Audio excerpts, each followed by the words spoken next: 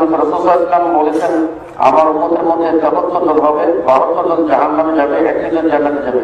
কিছু লোক দাবি করে তারা হলো আহলে হাদিস, দলিল সহ যাচ্ছে। কিছু লোক দাবি করে, ব্যাপারটা এমন নয়। এটি উলামায়ে কেরামদের মধ্যে একদল লোক বলেছেন যারা হাদিসের অনুসারী, সুন্নাহর অনুসারী, তাদের কথাই বোঝানো হয়েছে। বুঝতে পেরেছেন কিনা? কারণ হাদিসের অনুসরণ করেন না, তিনি তো সুন্নাহর কোনোদিন অনুসরণ করেন নাই, ঠিক না? সুতরাং সুন্নাহর অনুসরণ করবেন কিভাবে আপনি? আর এখানে তাদের কথাই তো বলা হয়েছে, মা আনা আলাইহি আল ইয়াউমা ওয়া আসহাবি, আজকের এই দিনে যার উপর আমি এবং আমার সাহাবীরা আছি তারাই মূলত জান্নাতে যাবে। আল্লাহ রাসূল সাল্লাল্লাহু আলাইহি ওয়াসাল্লাম এবং তার সাহাবীদের প্রকৃত অনুসরণ মূলত যারা সত্যিকার হাদিসের অনুসরণ করেছেন তারাই করেছেন। এই জন্য তাদের কথা যারা এই হাদিসের ব্যাখ্যা করেছেন অনেকেই উল্লেখ করেছেন। সুতরাং কিছু লোক দাবি করে, ব্যাপারটা এমন নয়। তবে এই কথার অর্থ এই নয় যে এটা সুনির্দিষ্ট কোনো গ্রুপ, এটা একটা মানহাজের নাম, কর্মপদ্ধতির নাম। বুঝতে পেরেছেন কিনা? এই কর্মপদ্ধতির যারা অনুসরণ করবে তারা সবাই জান্নাতে যাবে।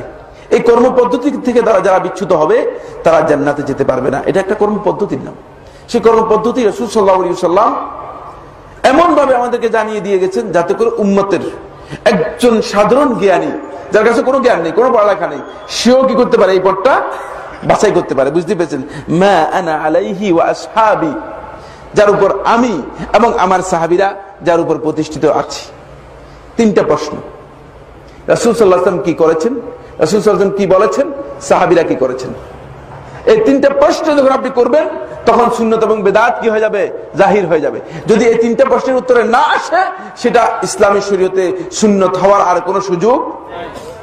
আর এই তিনটা প্রশ্নের উত্তরে যদি হ্যাঁ আসে তাহলে সেটা রাসূল সাল্লাল্লাহু আলাইহি ওয়াসাল্লামের সুন্নাহ। এখানে কোনো আলেমের ইজতিহাদের প্রয়োজন নেই। প্রয়োজন আছে কিনা? কোন আলেমের ইজতিহাদের প্রয়োজন নেই। এজন্য এটাই মূলত হাদিসের অনুসরণ। অনেকে বলে থাকেন শুধু মুসলিম পরিচয় দেওয়া খারেজি পরিচয়, সঠিক পরিচয় শুধু মুসলিম পরিচয় দেওয়া খারেজি পরিচয়, মুসলিম পরিচয় দিলে এটা খারেজিদের পরিচয় হবে। যাই হোক, মানে প্রশ্ন থেকে আমি খুব স্পষ্ট কিছুই বুঝতে পারিনি। কোন ব্যক্তি যদি নিজেকে মুসলিম পরিচয় দেয় তার জন্য এটাও জায়েজ। বুঝতে পেরেছেন কিনা? তিনি এইটা মুসলিম পরিচয় দিতে ওয়াকালা ইন্নানি মিনাল মুসলিমিন, তিনি এটা বলতে পারেন আমি মুসলিম, মুসলিম পরিচয় দিতে পারে। কুল উমিরতু আন আকুনা আউওয়ালা মান আসলাম, আমাকে নির্দেশ দেওয়া হচ্ছে সর্বপ্রথম মুসলিম হওয়ার জন্য। সুতরাং নিজেকে মুসলিম পরিচয় দেওয়া না জায়েজ নয়। কিন্তু মুসলিম পরিচয় দিলে যে আপনার অন্য পরিচয় দিতে পারবেন না, আপনার সন্তানের পরিচয় দিতে পারবেন না, আপনার স্ত্রীর পরিচয় দিতে পারবেন না, এটা কে বলেছে? না, অন্য পরিচয় আপনি দিতে পারবেন। কারণ যদি অন্য কোনো পরিচয় থাকে সেই পরিচয় দিতে পারবেন। তবে বেদাতের বিপক্ষে যখন সুন্নাহর অনুসারী তাদের পরিচয় দিবে তখন নিজেকে যদি সহিহ সুন্নাহর অনুসারী বলে এতে কিন্তু কোনো আপত্তি ইসলামের মধ্যে নেই। বুঝতে পেরেছেন কিনা? এতে কোনো আপত্তি ইসলামের মধ্যে নেই। আমাদের আরেকজন জানতে চেয়েছেন, আমাদের দেশে কিছু সংখ্যক লোক সৌদি আরবের সঙ্গে মিল রেখে একই দিনে রোজা ও ঈদ পালন করেন, ইহা সঠিক কিনা? দলিল সহ জানতে আগ্রহী। অনেক দীর্ঘ বক্তব্য। এই মাসআলার মধ্যে প্রথম যুগ থেকে উলামায়ে কেরামের ইখতিলাফ রয়েছে, কিন্তু খুব সুন্দর কথা শেখুল ইসলাম ইবনে তাইমিয়া রাহমাতুল্লাহি মাজিউ ফাতাওয়ার মধ্যে উল্লেখ করেছেন। সেটি হচ্ছে এই উম্মতের প্রথম যুগ থেকে আরম্ভ করে এই যুগ পর্যন্ত এই বিষয়ে ইখতিলাফ থাকা সত্ত্বেও উম্মত একটি বিষয়ে ঐক্যমতে পৌঁছে গেছে, ফিতনা আর তৈরি হয়নি।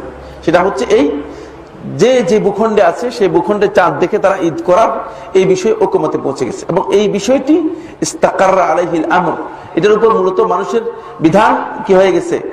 প্রতিষ্ঠিত হয়ে গিয়েছে, সেখানে ইখতিলাফ হয়নি। তাই এই বিষয়টাকে সামনে রেখে সৌদি আরবের সর্বোচ্চ উলামা পরিষদ, লাজনা দাইমা লিল ইফতা, ফতোয়ার সর্বোচ্চ উলামা পরিষদ এই বিষয়টাকে বিবেচনায় রেখে তারা বলেছেন যে এই নিয়ে আসলে অনেক বিতর্ক করার দরকার নেই, নতুন করে ফিতনা করার দরকার নেই। ফিতনা শয়তান আমাদের মধ্যে কম করে নেই, আবার এই ফিতনা দিয়ে আবার লোকদের মধ্যে বিপর্যয় তৈরি করার প্রয়োজন নেই, বরং এভাবেই চলুক।